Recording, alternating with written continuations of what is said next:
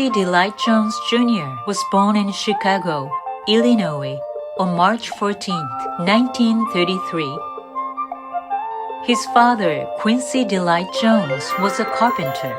His mother, Sarah, was a bank officer, graduated from Boston University. They had 2 sons, including his younger brother, Lois.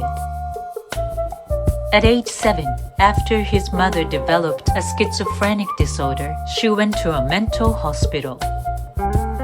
The children were sent to live with their grandmother in Kentucky. Soon, his parents divorced, and his father remarried to a woman who already had 3 children. He had a tough childhood. 2 things you can depend on carrying through life from the hood are attitude and antennae. At 11, Quincy broke into a recreation center and discovered an upright piano. I found music, and I'd found another mother in that piano. Quincy met Count Basie at the age of 13 in Seattle. Basie became his father figure. By 14, he met 16-year-old Ray Charles, already living on his own. He learned a lot from Ray. They became lifelong friends.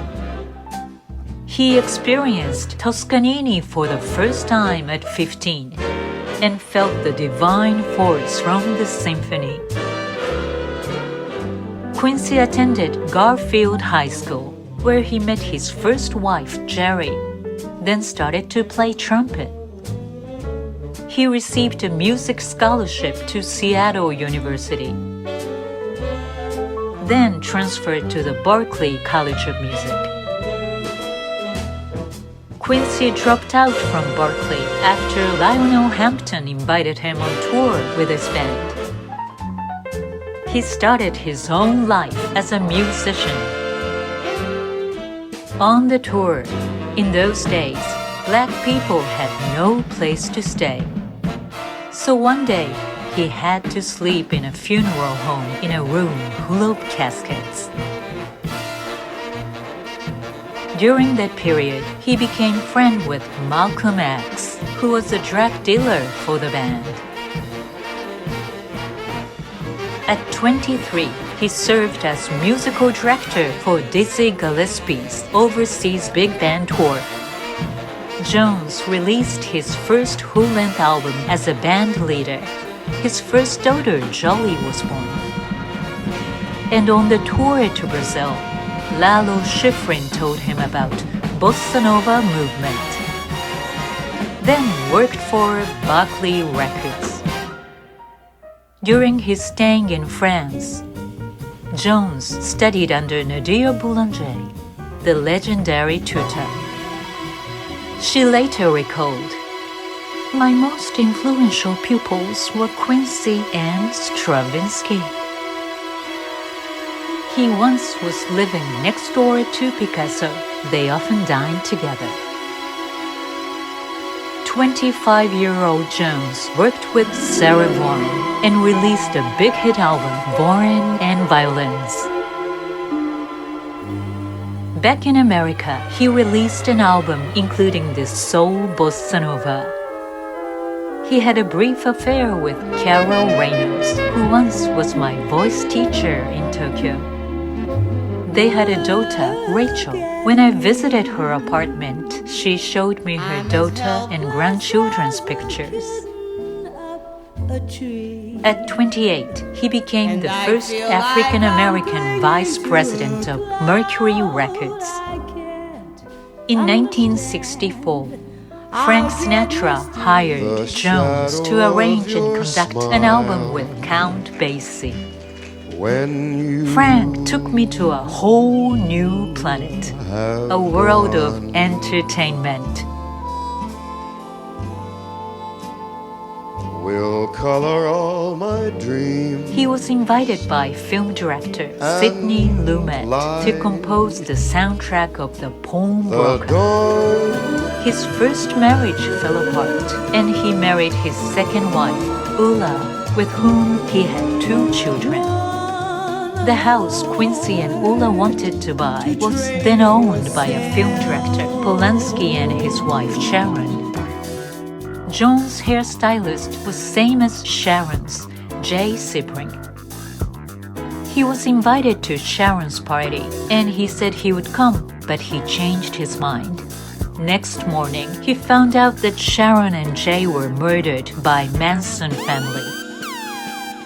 He wrote themes for TV shows, including Ironside. Jones married to his 3rd wife, Peggy. They had 2 children. At 42, Jones suffered a severe brain aneurysm for which he was lucky to recover. After the operation, he wrote the score for the movie Roots, which earned him Emmy Award. Then, Jones was asked to write the score by Sidney Lumet, whose wife was a daughter of Lena Horne. It turned out to be the soundtrack for The Wiz, starring Diana Ross and Michael Jackson. He produced Michael's solo album, Off the Wall, as well as his follow-up. It became a legendary album, Corrida. His name became worldwide, and he produced We Are the World.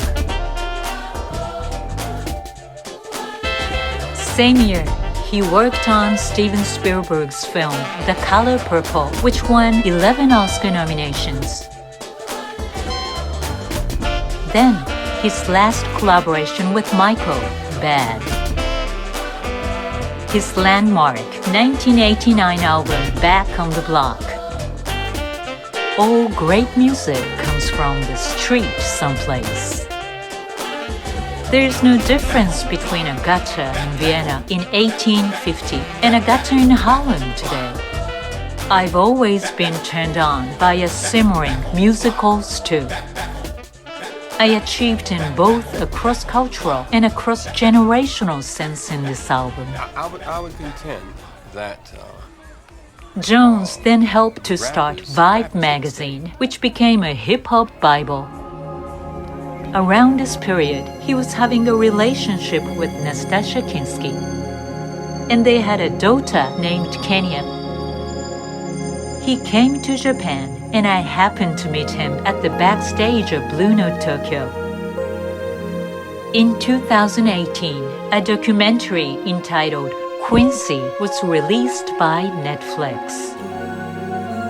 On November 3, 2024, Quincy Delight Jones Jr. passed away, with his family by his side, at the age 91.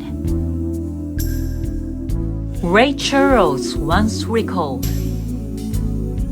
"When you're blind, you become a soul reader." Quincy was genuine. He didn't have a single evil strand of hair on his head. And that pure side of him came from his dad. He was the anchor of Quincy's life. When he was young, he used to say, "To wipe out darkness with light was my process for survive." Like their middle name, Delight, he brought joy to the world of music. My entire career has been based on trying to break down the walls between people of all colors throughout the world. I've lived that.